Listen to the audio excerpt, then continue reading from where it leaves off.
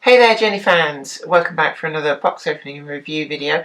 It's been a while and well, I've been quite ill, so if my voice sounds a bit off and a bit weak and a bit coughy, that's probably because of that. And also, excuse the hair, just got out of the bath, but never mind. Anyway, to the business. And what we've got here is I have splurged a bit and I couldn't resist one of these, the new Hornby J50 locomotives, and this is catalogue number R3324, and this is the LNER liveried version of it.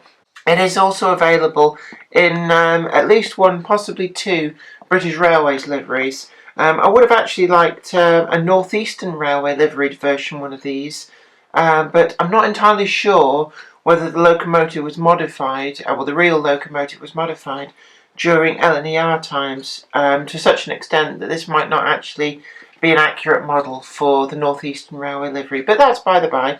Everybody knows my penchant for pre-grouping liveries. So we're going to try and slide this out of the box. Now, one thing I did notice with this is it is very, very tightly inserted inside the box, to the point where actually the box is distorted slightly in there, and you have to really push to get that out. This is quite different from some of the previous Hornby releases. It's not really a problem. It just means that you have to be a little bit careful when you slide this out. Luckily, because the plastic surrounds the locomotive, there's very little risk of damaging the locomotive when you're doing that. So we've got here on the slipcase a picture of the model and a little bit of information about the class of locomotives. Designed by Sir Nigel Gresley, the J50 class eventually comprised 102 locomotives with design variations such as brakes, driving positions, boilers and bunker sizes, resulting in 4 class parts, so like little subclasses. Serving across the LNER from Eastfield in Scotland to Cambridge, where there was hard work to be done, a J50 was invariably on hand to do it. So actually they were built between 1922 and 1924, so probably only a few of these were old enough to have received a North Eastern Railway livery. Inside the main box we can see there, it has distorted a little bit with the squeeze off the surround, but no matter, it hasn't damaged anything, and it probably keeps things nice and tight for transport. So we're going to slide out from the inside here the inner plastic. And this is pretty much the same design now that Bachmann are also using for their locomotives. So we've got this sort of air-cushioned cardboard outer, and in here we've got the maintenance leaflets and guarantee tucked in behind there. I'm going to put that to one side. Now, inside here, what we can see is the locomotive, and we've got in another slidey plastic here. This just helps keep everything together, and it also means that the extra detail parts are nicely kept within the top here. I have actually opened this already, and I did put on the brake rigging and the coupling, the NEM pocket, but one thing I noticed is you can't actually fit the locomotive into the packaging with the couplings in the pockets, because it is quite a long locomotive, and I've seen written about it. It's probably one of the longest 060 locomotives that ran on Britain's railways. So to fit within what's probably a standard size box, there are some compromises. Now, to unclip this, there's no tab as in previous locomotives, so you actually have to pop apart one end there and lift that off. We've got some packaging material permanently stuck in there, lots of tiny little bits actually. Somebody must have been very, very good with a pair of scissors and glue to get all of that. But the upsum of that is we've got no rubbing, no damage on this locomotive. There is a block of some kind of foamy plastic just to protect the bunker coal rails there. So we remove that to one side and we can lift the locomotive out of the box. and get rid of this packaging. As I said to you before, I did actually already apply the separate brake rigging. You can see it there. And one thing I'd like to say about this is it's a lot easier to fit this item than it is on some of the Bachmann locomotives, where it's a real struggle to fit the tiny plastic pips in place. On this, it's moulded out of a much more flexible plastic, which makes it a lot easier to get in there. So that is a big, big plus. And we can see also the NEM pockets have been slid into place there, and into those we can now insert the couplings. As I said before, these won't actually fit in the packaging with the couplings in place, but we can see there it is a very, very business-like, very boxy locomotive, and I do quite like this. It was introduced in, I think it was the 1980s by Lima originally, and has to be said, this particular model owes nothing to the Lima model. It's a completely new tooled model. But Lima did introduce this. It's one of the very few steam locomotives that Lima had in their range, and actually, well, for its time it was probably alright. But this really does knock the socks off the old Lima version.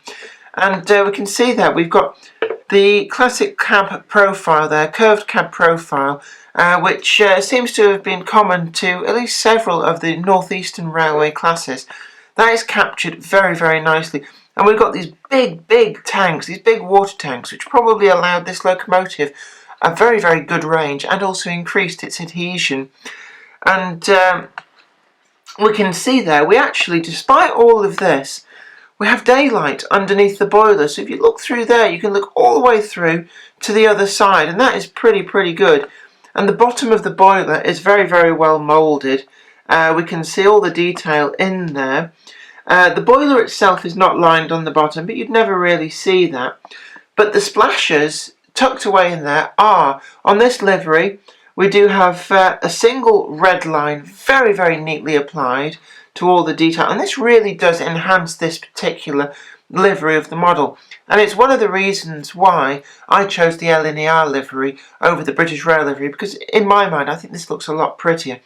And as a lot of my locomotives spend a lot of time sat in display cabinets, well, that is quite a big deciding factor. The front face of the locomotive is captured incredibly well. Now, I'm told that the smoke box door does come off, and this may be to allow different versions of the smoke box door to be modelled, but there isn't actually much of a space in there from the pictures I've seen. I'm not going to try and leave that off because I don't really want to try and damage that.